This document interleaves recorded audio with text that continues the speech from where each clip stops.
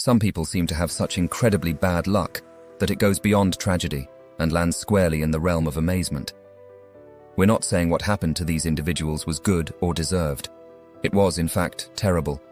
We're just highlighting that their misfortunes seem almost unbelievably astonishing. If you were seeking evidence that gypsy curses might be real, these stories would fit the bill. But hey, let's not keep all this fascinating knowledge to ourselves. Join our community of curious minds by subscribing right away. When you do, drop us a comment saying, "I subscribe," to let us know you're on board. We'll be thrilled to respond and engage with your questions and suggestions. Together, let's embark on an exciting journey to uncover hidden secrets and untold tales on Becca's casual history.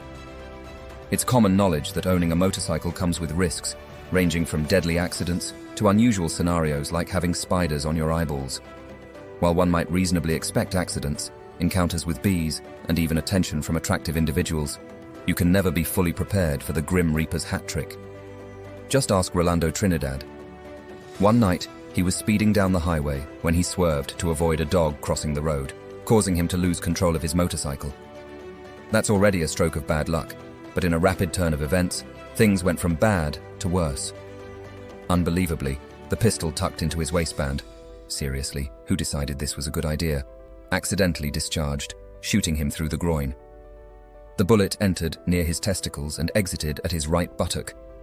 In mere seconds, Trinidad found himself dealing with both a severe motorcycle accident and a gunshot wound. But hold on, there's an extra special offer. Act now, and we'll throw in a free heart attack. Yes, you hear that correctly. The shock and stress from the consecutive motorcycle crash and bullet wound triggered a serious cardiac episode for Trinidad. So, not just an accident, but a motorcycle accident. Not just a gunshot wound, but a gunshot wound to the groin. And then the grand finale, a heart attack, the deadly cherry on top of an already disastrous Sunday. Miraculously, Trinidad was rushed to the Eastern Beacon Medical Center and emerged with his life intact. At which point, the authorities examining the scene of the accident noticed that his gun was likely illegal and unregistered. And that's why you don't bang fate's girlfriend, buddy. In America, the lottery is often regarded as something between convenience store voodoo and a tax on people who struggled with statistics in middle school. However, in Spain, the lottery is embraced as a national pastime, with the Spanish Christmas lottery being the world's largest. Tickets are typically sold in bulk to associations or entire towns, and individuals can then purchase participations of these tickets, each holding an equal share of the potential prize, or more realistically, an equal share of very little. This dynamic played out in the small and economically challenged town of Sodeto, where 249 out of its 250 residents bought at least one participation of a winning ticket from their local housewives association. Interestingly, this wasn't due to any coercive tactics by the Association of Domestic Professionals. Rather, buying a ticket was a cherished annual tradition in the village, despite economic hardships. If this was a well-established tradition and not some protection scheme run by the local community, then why did 249 people participate instead of the full 250? There wasn't a Grinch-like figure in the mix. It turns out the women selling the tickets went door to door, but forgot to knock on one. On the morning of December 22, 2011, Kostis Mitsotakis woke up to discover that every single household in Sodeto was now at least $130,000 richer, with many winning even more substantial amounts. Every household, that is, except his. Now, what happened next? Did Mitsotakis spiral into despair, take drastic measures, or perhaps embrace a life of revenge wearing an eye patch? Surprisingly, none of the above. Fortunately, Mitsotakis is a filmmaker and didn't dwell on his lack of winnings. Without a moment of lamentation, he rushed out to capture the townspeople celebrating the moment, intending to create a documentary about the entire experience. While the documentary's official title is yet to be revealed, keep an eye out for Sodeto, a town full of dicks at your local video store soon. Johanna Gantala and her husband, Kurt, were happily vacationing in Brazil and would have been en route to Paris had they not arrived late to the Rio de Janeiro airport, just missing their flight. Now they had to sit there and hang out in a shitty brewpub, eating microwaved bread and breathing the exotic airborne diseases of an entire airport, while all the other passengers flitted through the sky without a care in the world.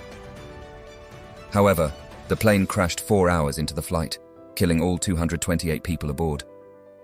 It's terrible what happened to those people, but imagine what Johanna and her husband were feeling.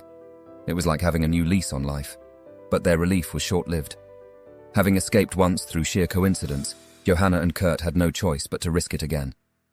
They booked a flight home the next day and crossed their fingers all the way back to Italy. After several hours presumably screaming at every turbulent bump, the couple landed safely. They got in their car and drove home. They didn't make it. After all that they'd been through, the horrible disasters and miraculous saves, the nerve-jangling return flight, and the relief of being safe on the ground again, the Ganthelers' car swerved across the road into an oncoming truck on the drive from the airport, killing Johanna instantly and seriously injuring Kurt. Apparently, the Italian Grim Reaper is a sick freak. Living in a floodplain area of Louisiana comes with its fair share of hurricane troubles. However, even a proud Louisianan would have to admit that Melanie Martinez seems to have incurred the wrath of some storm god. Martinez's misfortunes began in 1965, when Hurricane Betsy destroyed her first home. Hurricane Juan then took out her next house in 1985. After 7 years of relative peace, Hurricane George came around, as if reminding her that crossing paths with a storm god can have consequences. Martinez lost her fourth home to Hurricane Katrina before her luck finally took a turn. A reality show named Hideous Houses, upon hearing her harrowing story, decided to make over her rundown home in Braithwaite. The team spent $20,000 installing new cupboards, appliances, and a sewing room. This was in 2012, the year of Hurricane Isaac.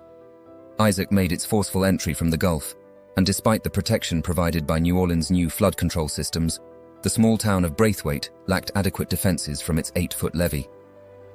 Melanie's entire house was once again lost. Despite facing nature's lessons for over 40 years, at least Melanie seems to have finally learned a thing or two. Leave Louisiana? Well, not quite. She now humorously mentions that she's considering the idea of moving onto a hill. If you look up hapless in the dictionary, you might just find a picture of John Lynn getting hit by an out-of-control hot dog cart. This poor individual can't seem to catch a break. Let's take a look at the highlight reel of life's game of whack-a-mole with John Lynn's body. He very nearly drowned, has been involved in 3 car accidents, was hit with a live electrical cable, was struck by lightning, twice, and was ploughed over by a city bus. In his childhood, he fell from a horse cart and was promptly run over by a delivery van. On one occasion, he broke his arm falling from a tree and was rushed to the hospital.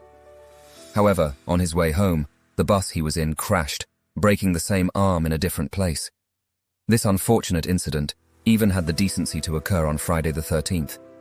It's as if John Lynn was either a puppy kicker in a past life or once gave a wedgie to the living avatar of karma after being mistakenly transferred to the Thales School for Metaphysical Concepts.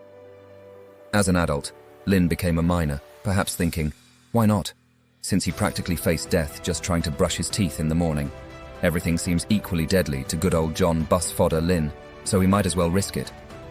Predictably, he soon added, just barely avoided being killed by a tub of falling rocks, to his list of oddly specific mishaps.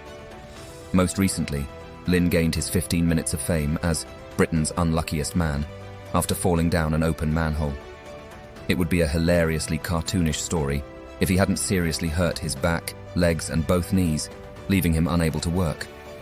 Funny how that cartoon coyote always seems to shake it off just fine.